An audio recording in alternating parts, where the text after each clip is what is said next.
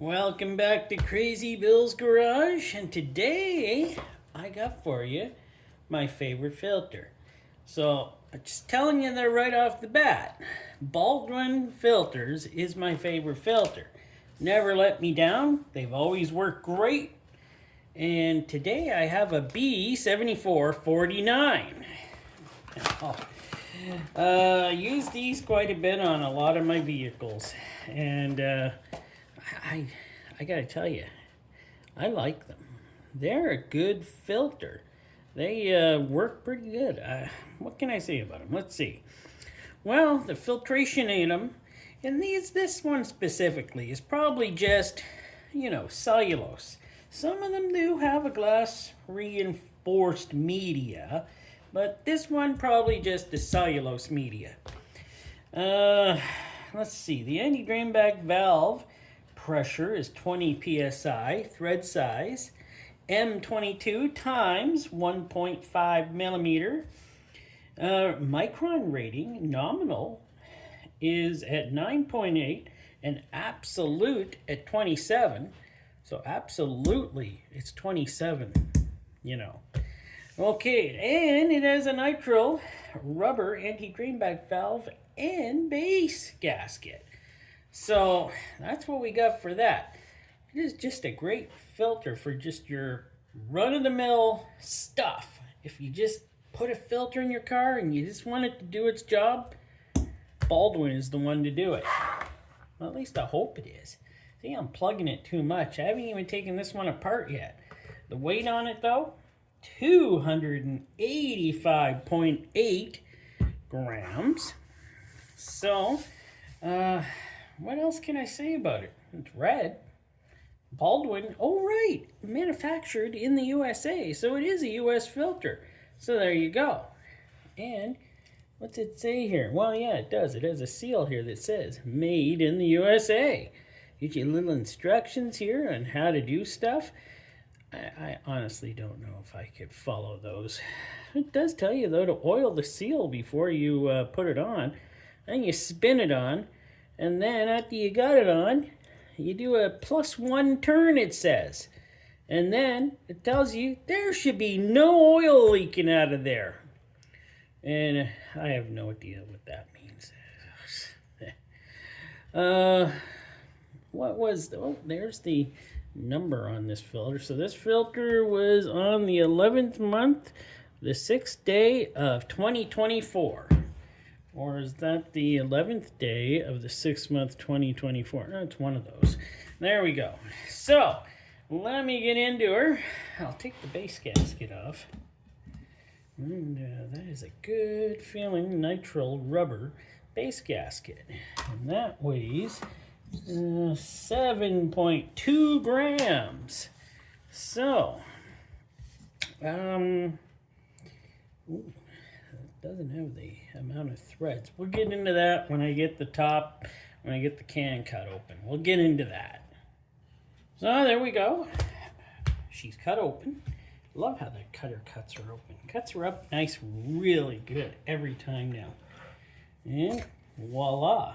There we go. So, what do we got inside here? We got a real spring. What's that real spring weigh? I don't know. Probably doesn't matter. 11.5 grams. And we got an anti-drain back valve here. Why did I just call that an anti-drain back valve? Maybe I could just take that out of the video. Nah, why take it out of the video? You guys know I make mistakes. It's life. That's a bypass valve. And here we are. I'm going to shine light through there and see if we get anything through there. Kind of a little worried about how this filtration looks like it's sitting inside there. But yeah, we'll go with it. Got my light. There we go. Don't really see any light through. Or do I? No. You know what? I want to go check it the right way. I'm going to go to the dark room. I'm going to give her a good look. Well, I want to make sure you guys get a good look, so here we go. Turn the light on. There we go. It's like a little lantern now. There's the anti-drain back. And no, there is no light coming through there at all. There is though through here. Pretty neat. But no light coming through at all through the bypass. I keep calling it anti-drain back. Must have that on my mind today.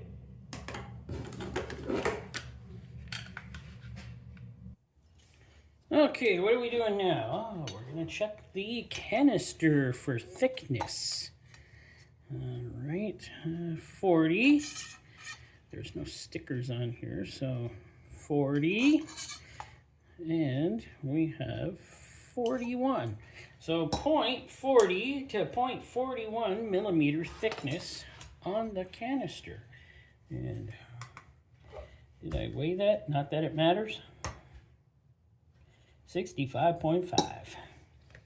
And the whole kit and caboodle here, 94 grams. Wow. Before we take a look at that, let's take a look at this. There we go. That would sit right here. And very nice thin, very nice and thin rubber. Now I can say anti-drain back valve, can I? It will come out. So there we go. So we got a nice base here. We got we got 7 holes coming in. And the main 22, what was it? 22 millimeter hole with 1.5 millimeter thread pattern. So we have, well, if I look at it right here, there's 2 threads. If I look at it over here, there's 3 threads. Well, that's not great, but, you know, I don't use this type of filter. So, well, I mean, I don't use this specific make of filter, but still, I'd like at least 3 threads or more. So, and 102.4, pretty hefty, pretty hefty. So here we go with that is a nice soft rubber. So I'm kind of impressed by that. 3 grams on that. A little insert here. I'm pretty sure it went this way. It didn't go this way. No, it did. It did go the shorter end down, and then on top of there we go. So, yeah. And that was 2.5 grams. So, let's take a look at this. Filtration, which I'm sure is just cellulose. What do we got going on here? So, here's where they connect, right here in the middle. But, wow. I could have spread them out a little evener, but okay, not everything happens the same way we wish it would happen. Isn't that true? I'm still not going to condemn this filter. And, oh, I'm going to check that. Where is my... Here, I'll use my marker. It's big enough. Oh, that has got pressure on it. What is this supposed to have? 20 psi. Yeah. That's not too bad, actually. That's working pretty good. Kind of happy with that. And, yeah, everything looks nice. I like the way they have these in. I like these type where they're incorporated in the tops instead of just having the top or the bottom, either way. And you have the ones that just sit inside. Don't like those. Those seem to leak a little. This, it's a little worrisome, but I'm not going to worry about it too much. You know, since it is my favorite filter. So we got 44 pleats. 44 pleats, they feel pretty good. They don't feel terrible. Feels like a good material was used for this. So I'm going to cut her off. Cut her off and see where we go from there.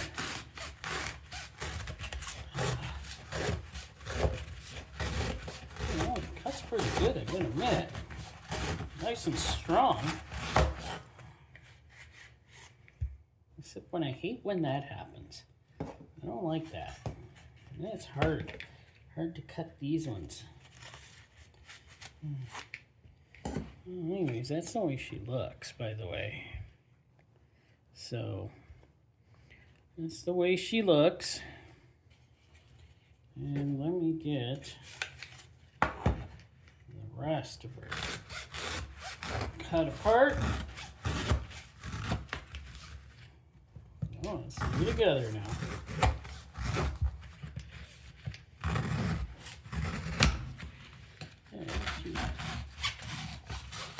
And there we go. There we go. We'll just pull that off. Let's get a weight of that filtration right now and see what we got here. 17.6 grams. That's quite a bit more than that last filter.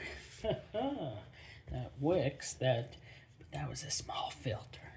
Still seemed to have pretty good filtration in it. Well, let's see. They didn't overdo it with the glue, so that's good. This thing is clean. There's not glue all over the place.